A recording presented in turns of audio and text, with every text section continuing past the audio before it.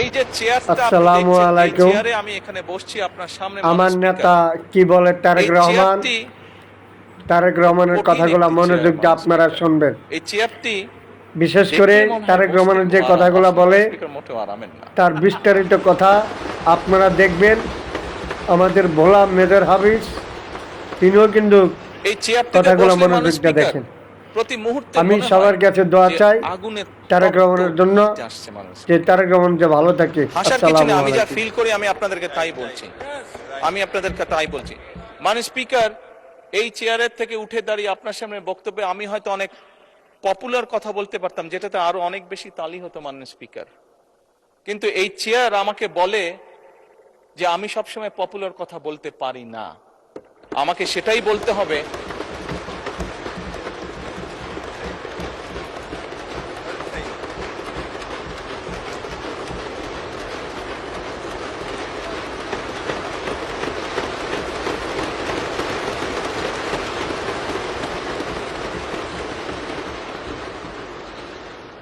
মাননীয় স্পিকার, একজন রাজনীতিবিদ হিসাবে আমারও তো ইচ্ছা করে পপুলার কথা বলতে, যাতে জোরে জোরে তালি পায়। কিন্তু এই চেয়ার প্রতি মুহূর্তে আমাকে স্মরণ করে দেয়, no, you have to take the right decision, not the popular decision.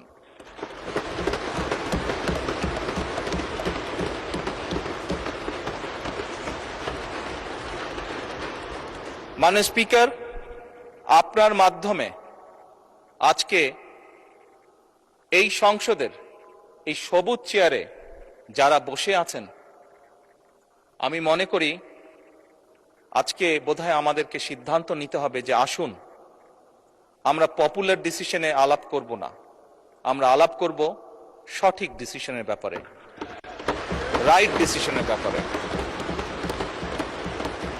মাননীয় স্পিকার, আজকে এই সংসদ অধিবেশনের শেষ দিন, আজকে অধিবেশন শেষ হয়ে যাবে।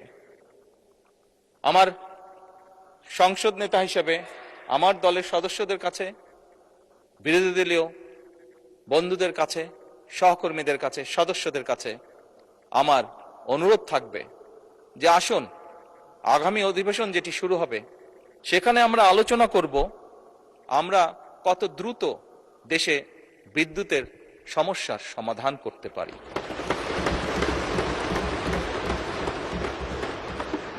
মাননীয় স্পিকার, আমরা আলাপ করতে চাই, আমি আলাপ করতে চাই আগামী সংসদে কত দ্রুত আমরা কত বেশি সংখ্যক মানুষের কর্মসংস্থান, দেশেই হোক বিদেশি হোক, তৈরি করতে পারি।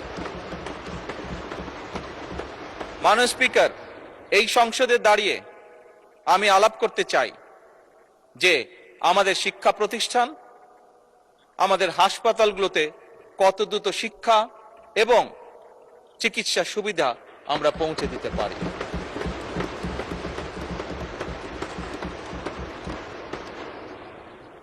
মাননীয় স্পিকার, দিনের কার্যবিধিতে আপনি যখন শুরু করেন, বিভিন্ন সময় বিভিন্ন সংসদ সদস্য বলে ওঠেন তার এলাকায় রাস্তা লাগবে, তার এলাকায় ব্রিজ লাগবে, কারো এলাকায় কালভার্ট লাগবে।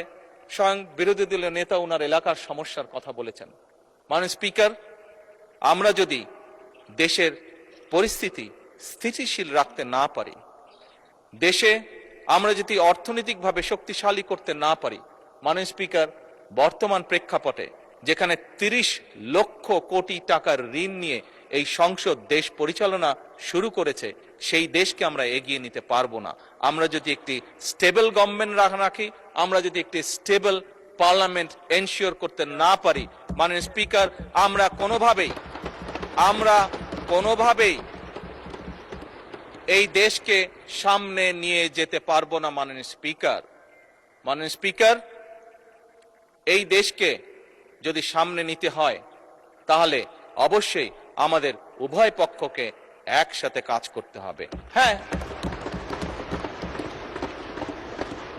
বাংলাদেশে আইটি শিল্পের বিকাশ কিভাবে হবে এ ব্যাপারে হয়তো আমাদের মধ্যে ডিবেট হতে পারে, এ ব্যাপারে আমাদের মধ্যে দ্বিমত থাকতে পারে, কিন্তু বাংলাদেশের আইটি শিল্পের বহিঃপ্রকাশ হতে হবে, এ ব্যাপারে আমাদের মধ্যে নিশ্চয়ই কোনো ডিবেট নেই।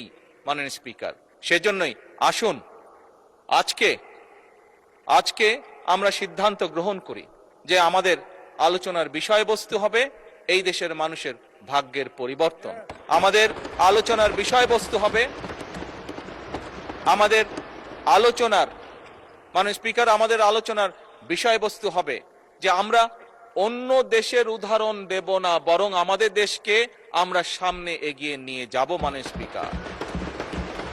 স্পিকার 1971 সালে এই দেশ যখন স্বাধীন হয়েছে, এই মুহূর্তে আমরা বিভিন্ন বিবেচনায় আমাদের দেশকে যদি স্ট্যান্ডার্ডে ধরি, আমাদের মতন অনেকগুলো দেশ ছিল যারা হয়তো 1972-73 সালে স্বাধীন হয়েছে, তারা আমাদের থেকে এগিয়ে গিয়েছে। মাননীয় স্পিকার, আমরা পারিনি কেন?